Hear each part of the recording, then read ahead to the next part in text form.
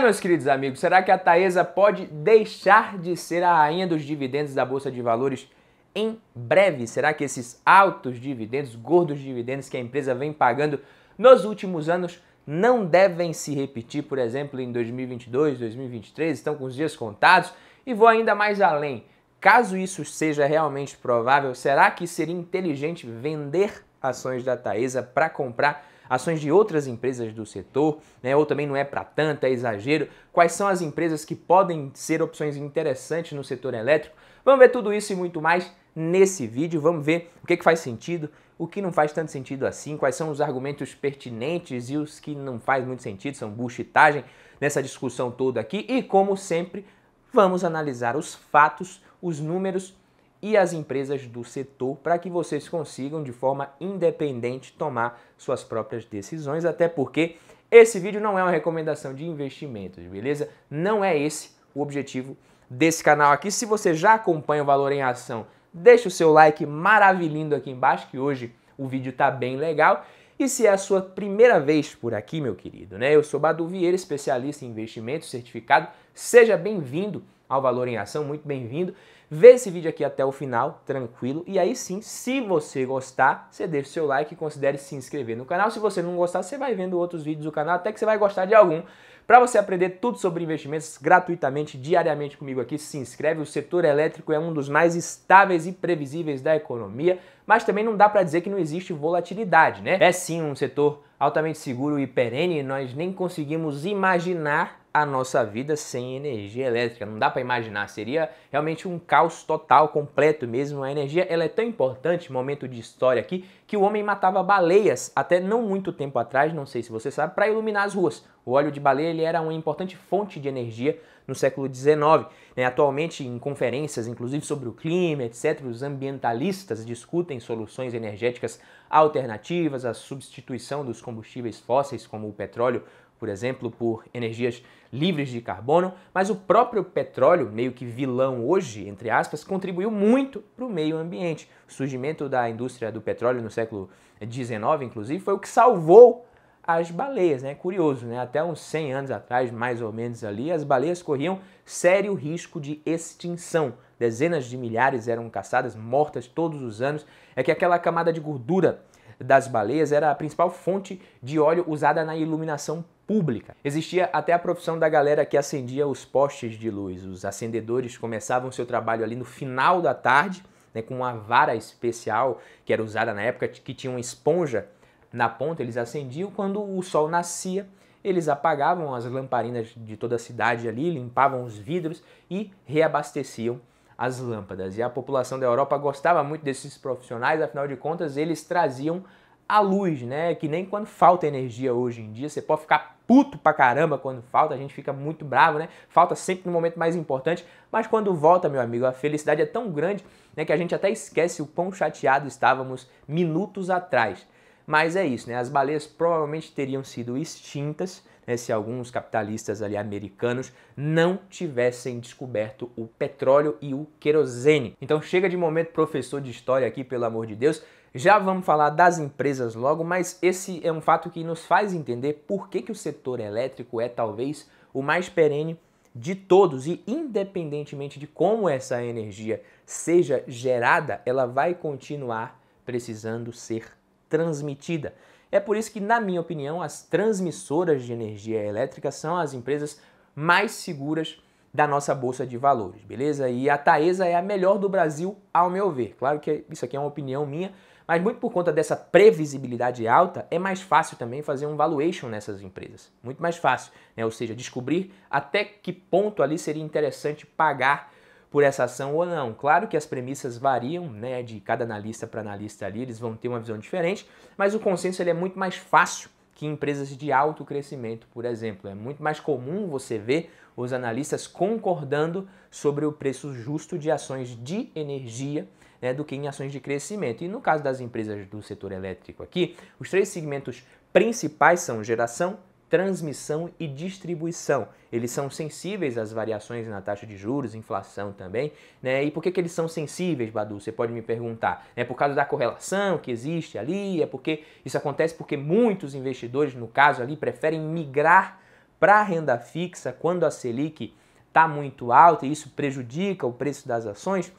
Sim, né? Isso também acontece, isso também é verdade, mas também existe o fato de que as taxas de juros mais altas e a inflação mais alta também, isso afeta os custos dos contratos de dívida das empresas, né? Qualquer empresa que tenha dívida precisa pagar suas despesas financeiras, né? Honrar suas despesas financeiras. Então é uma linha do DRE que vem antes do lucro líquido, né? E com maiores despesas financeiras, o lucro líquido ele é impactado negativamente, sim, e como consequência natural disso daí, o pagamento de dividendos ele acaba sendo menor ou maior, dependendo tanto de acordo com o cenário macroeconômico, que são as taxas de juros, ou também dependendo do momento da empresa, se ela está investindo muito ou não, se ela está alavancada, menos alavancada, enfim. Entendeu isso aqui até então? Faz sentido? Então, teoricamente, o melhor dos mundos para essas empresas seria o seguinte: se alavancarem em momentos de juros baixos e oportunidades interessantes nos leilões de transmissão, por exemplo, e com isso conseguirem crescer através de dívidas bem baratas, né, gerando mais valor e retorno, inclusive, para o acionista, né? Sim, dependendo do custo da dívida de uma empresa, se você não sabe, e do retorno sobre o capital investido que ela consegue ser mais rentável mesmo com mais dívida, né? Aumentar o ROI e gerar mais retorno para o sócio. E a outra parte do cenário do melhor dos mundos aqui seria conseguir se desalavancar, ou pelo menos conseguirem manter um endividamento menor e bem mais tranquilo em momentos de juros altos, né, e poucas oportunidades de investimentos rentáveis no setor. Seria esse aqui, né, o melhor dos mundos, para elas não sentirem muito o aumento das despesas financeiras. Mas, como eu disse, esse seria, teoricamente, o melhor cenário. E assim como nós não temos bolas de cristal, as empresas também não possuem. Por isso é comum que as empresas passem por ciclos no setor elétrico, beleza? E que existam alguns períodos melhores ou piores para cada segmento. Em 2021, as geradoras sofreram com a crise hídrica, por exemplo, mas já conseguem ver um cenário mais otimista em 2022. Por isso que é interessante se diversificar dentro do próprio setor e investir em empresas integradas ali dentro da própria cadeia, como é o caso da Copel, Energias do Brasil, por exemplo, ou seja, empresas que possuem operações nos 3 segmentos principais do setor. Claro que isso daqui não é uma recomendação de investimentos, é só um exemplo. A Taesa ela vinha se destacando como uma ótima pagadora de dividendos, preferida dos investidores, com foco ali no recebimento de proventos, mas parece que recentemente o otimismo com relação aos proventos futuros da empresa, no curto e médio prazo, eles vêm mudando, tá? Até carteiras recomendadas de bancos, corretoras, casas de análise, inclusive, elas vêm dando preferência para outras empresas do setor elétrico. Muitos investidores, e eu me incluo nisso, beleza? Consideram que, apesar de uma ótima empresa, as ações estão meio que esticadas. Tá? Olhando no Status Invest aqui, a gente vê que a média do dividend yield da Taesa nos últimos 10 anos é de 10,8%. É uma ótima média, na minha opinião. Então não dá para dizer que ela não é uma boa pagadora de dividendos. Muito pelo contrário. Eu considero, inclusive, a Taesa uma ótima pagadora de dividendos. E na minha visão, a Taesa sempre vai ser considerada uma boa pagadora de dividendos. Isso pelo menos é o que eu penso, a não ser que a empresa consiga errar muito nas suas decisões futuras, fazer muita besteira, o que de acordo com o seu histórico é bem pouco provável, tá? Só que analisando aqui a situação atual da empresa, levando em consideração tudo que a gente consegue analisar, ou pelo menos quase tudo, todos os contratos e projetos em andamento, as oportunidades de investimento que ela tem, a concorrência nos leilões atuais, etc., pelo preço atual, acima dos R$41, no momento que eu estou gravando esse vídeo aqui, eu acho pouco provável que ela pague algo próximo desse percentual médio de dividendos que ela vinha pagando nos próximos anos, em 2023, 2024, enfim. Eu acredito que pagando esse preço na ação eu venha a receber um dividend yield menor, entendeu? Primeiro porque as ações estão mais caras, evidentemente, do ponto de vista nominal, subiram 15% só em 2022. E segundo porque o crescimento dos resultados da empresa promete ser menor esse ano. E é como eu sempre falo aqui, para mim o preço importa, né? O conceito de que para investir bem você só precisa aportar em boas empresas ali, isso é uma meia verdade, beleza? O preço que você paga pode fazer com que comprar uma ação, uma mesma ação da mesma empresa, seja um ótimo ou um péssimo investimento, dependendo. Por isso que ao escolher uma ação desse setor para investir, você precisa olhar para a duração das concessões, os tipos de contratos, indexadores, se a empresa está numa fase intensiva de investimento ou não, ela já está ali mais próxima de começar a colher os frutos de investimentos passados, mais perto da maturidade, por exemplo, a qualidade, o histórico da gestão da empresa, tudo isso é muito importante, pô. Então, essa é a minha visão com relação à Taesa. Não que a empresa vai reduzir a distribuição de dividendos, vai fechar a torneira de dividendos completamente ali, mas o dividend yield depende do preço também. Então, com a ação a R$ 28, R$ 30 é uma coisa, com a ação a R$ 41, R$ 42 é outra.